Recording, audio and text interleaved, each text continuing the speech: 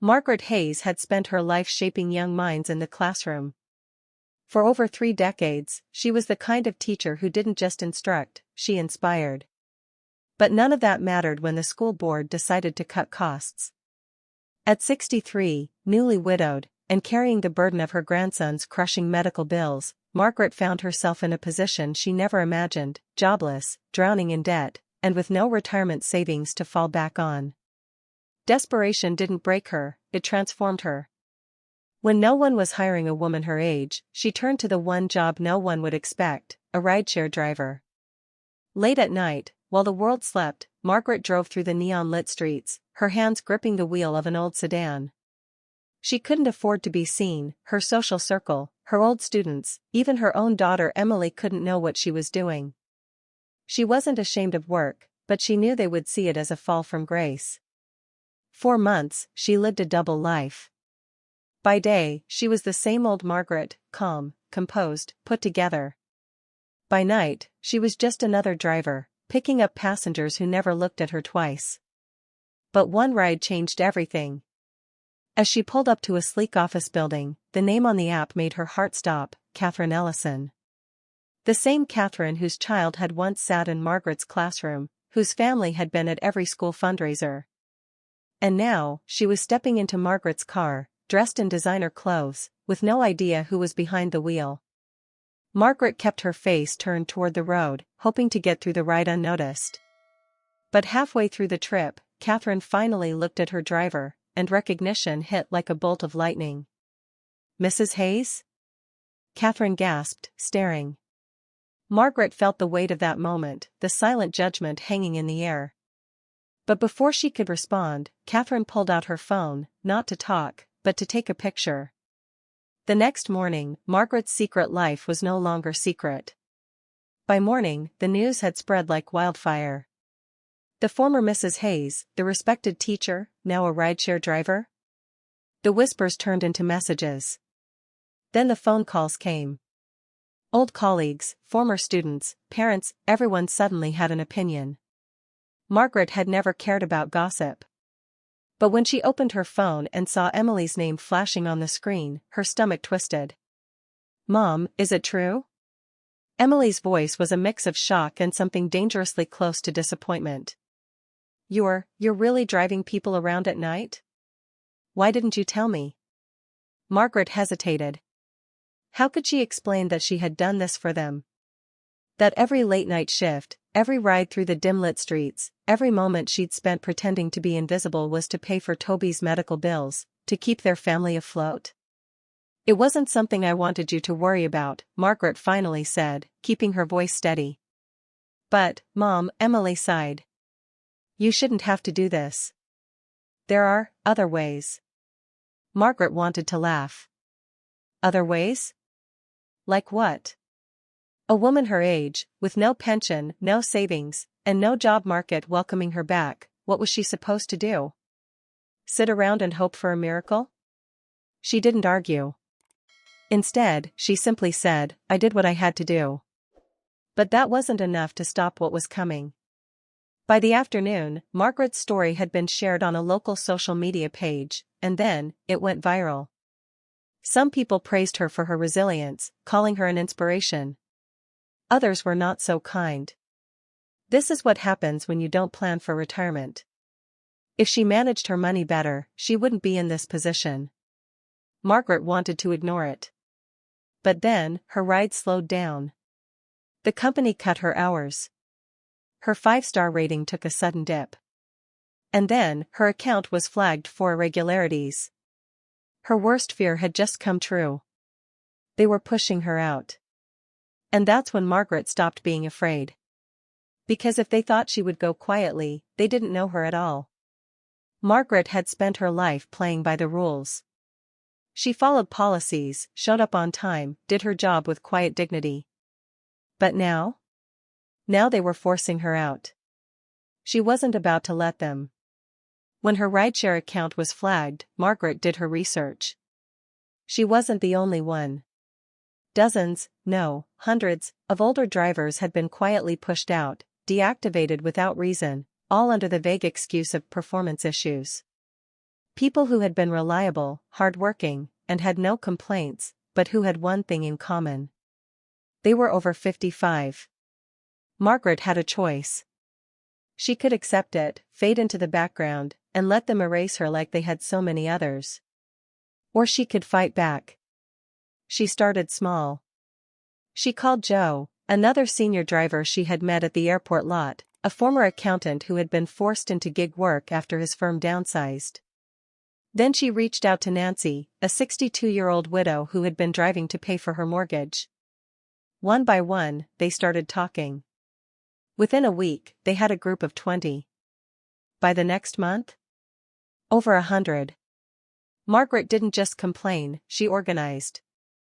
They started gathering data, collecting emails from other deactivated drivers, gathering proof that this wasn't a coincidence, it was a calculated purge. And then, Margaret did something no one expected. She went back to the same local social media group that had spread her story before. But this time? She controlled the narrative. She wrote. They said I was too old.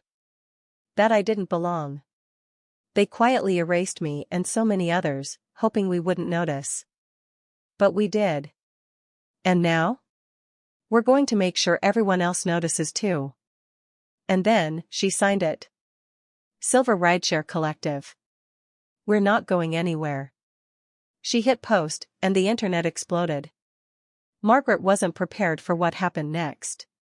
Her post didn't just get a few shares, it spread like wildfire. People from across the country started commenting, sharing their own stories. Former drivers, warehouse workers, retail employees, all of them pushed out by a system that saw them as disposable. The hashtag Silver Rideshare started trending. News outlets picked up the story. And then, the real shockwave hit, her inbox flooded with messages from younger drivers, people in their 30s and 40s, who had seen their own hours cut, their own pay shrink. The company thought they were eliminating a problem. But all they did was wake up a storm. That's when Margaret got the call she never expected. A well-known labor rights attorney, someone who had taken on corporate giants before, wanted to talk. Margaret sat in her tiny kitchen, staring at the phone in her hand. A year ago, she was driving in silence, hoping no one would recognize her. Now? She was the face of something bigger. When she finally picked up, the voice on the other end was calm, steady. Margaret, I've read your story. And I think we have a case. Her heart pounded. This wasn't just her fight anymore. This was about every person who had been told they didn't matter anymore. And Margaret? She was just getting started.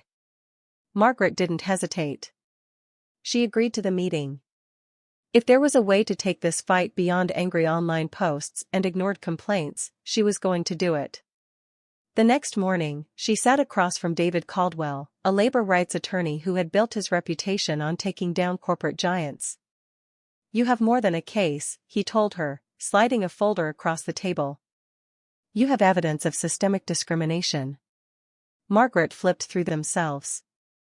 And right now? That's exactly what she needed to do.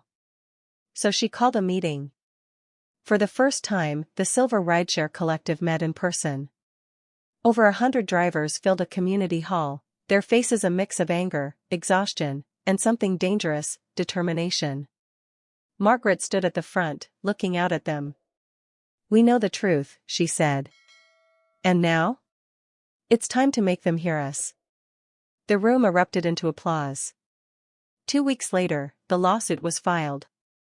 3 weeks after that? The rideshare company was on national news. And Margaret?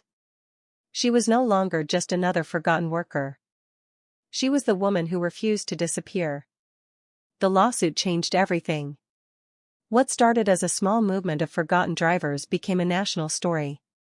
News outlets covered the case, social media erupted in debates, and former employees from other industries started stepping forward. Margaret became the face of the fight, not just for older rideshare drivers, but for every worker who had ever been discarded when they were no longer profitable. And the rideshare company? They scrambled. Denials. Press statements. vague promises to review policies. But the damage was done. Customers were deleting their apps. Investors were asking questions. Then, an unexpected twist. A former executive, someone high up in the company, reached out to Margaret. They knew exactly what they were doing, the email read. "I have proof." Margaret stared at the screen. This was it. The final piece. She met with David, the lawyer, the next morning. "This changes everything," he said, flipping through the leaked internal documents. A week later, Margaret stood in front of a packed courtroom, cameras flashing, microphones in her face. "They underestimated us," she said, her voice calm but firm. "They thought we would stay quiet. That we would fade away." She held up the papers. They were wrong. The company settled the lawsuit within days. Margaret and her team won. But for her? This wasn't the end. This was just the beginning of something bigger. Winning the lawsuit wasn't enough. Sure, the company paid out millions in settlements. Sure, they reinstated some of the deactivated drivers and promised to review their policies. But Margaret knew how this worked. They weren't sorry. They were just sorry they got caught. So, while the headlines were still hot, while people were still listening, Margaret moved fast. She gathered her network, Joe, Nancy, Angela, and dozens of other drivers, and laid out the plan. "They tried to erase us," she told them. "Now, we build something they can't ignore." Silver Fleet was born. A driver-owned rideshare service built by and for experienced professionals. No exploitative algorithms. No hidden fees. Just fair wages, transparent policies, and respect for the people behind the wheel. It started small, just a few cities, a handful of drivers. But the moment it launched, customers flooded in. "I'd rather support real drivers than some greedy corporation." Finally, a service that treats people like humans. This is what the industry should have been from the start. Even former younger drivers, the same ones who had once benefited from the company's hiring practices, started signing up. The old rideshare giant? They tried to undercut prices, ran desperate ad campaigns, even offered to buy them out. Margaret's response? A public statement that went viral overnight. "We're not here to go back. We're here to move forward. And this time? No one gets left behind." 1 year later, Silver Fleet had expanded to 10 major cities. Margaret? She wasn't just another retired teacher trying to make ends meet. She was a founder. A leader. A force that refused to be ignored. And the company that once tried to erase her? They were the ones struggling to keep up. Margaret sat on the front porch, a cup of tea in hand, watching the sunset cast golden hues across the city skyline. It had been a long, exhausting battle, but she had won. Not just in court, not just against the rideshare company, but against the fear that had almost convinced her she was finished. The screen door creaked behind her. Emily stepped out, holding a folded newspaper. "You made the front page," she said, handing it over. Margaret unfolded it slowly. "The woman who took on corporate greed, and won." She exhaled, a mixture of disbelief and quiet satisfaction washing over her. "Well," she mused, "I guess I'm officially too stubborn to be erased." Toby, her grandson, climbed onto the chair beside her, swinging his little legs. "Grandma," he said, eyes wide with curiosity, "does this mean you're famous?" Margaret chuckled. "I don't know about famous," she said, ruffling his hair. "But it means no one will ever tell me I don't belong again." Toby grinned. "You know what my teacher said today? That the smartest people in the world are the ones who never stop learning." Margaret smiled, feeling an overwhelming warmth spread through her chest. "That's a pretty smart teacher." Emily sat down beside them, her voice softer now. "Mom, I know I wasn't always supportive. I was scared for you. But you proved me wrong. You didn't just survive, you built something better." Margaret reached for her daughter's hand, squeezing it gently. "It's never too late to rebuild," she said. Not a life. Not a career. Not a future. As the sun dipped below the horizon, Margaret looked at her grandson, at her daughter, and at the world she had reshaped with nothing but determination, experience, and the refusal to be forgotten.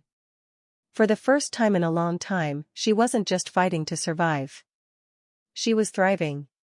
Margaret's story isn't just about fighting back against injustice, it's about proving that experience is never outdated. Too often, society tells us that after a certain age, our value declines. That we should step aside, make way for the younger generation. But this story reminds us of something powerful: knowledge, resilience, and experience are assets that cannot be erased. Margaret didn't just win a lawsuit. She took control of her own future. She turned rejection into reinvention, proving that it's never too late to start again. Now, we want to hear from you. What do you think about Margaret's journey? Have you ever felt overlooked because of your age or experience? What would you have done in her place? Leave a comment below and tell us your thoughts. Comment 2 if you loved this story, and 7 if you didn't. And if you want to hear more powerful, real-life stories of resilience, courage, and justice, hit the like button and subscribe to EN True Tales. Because sometimes, the best stories are the ones that remind us of our own strength.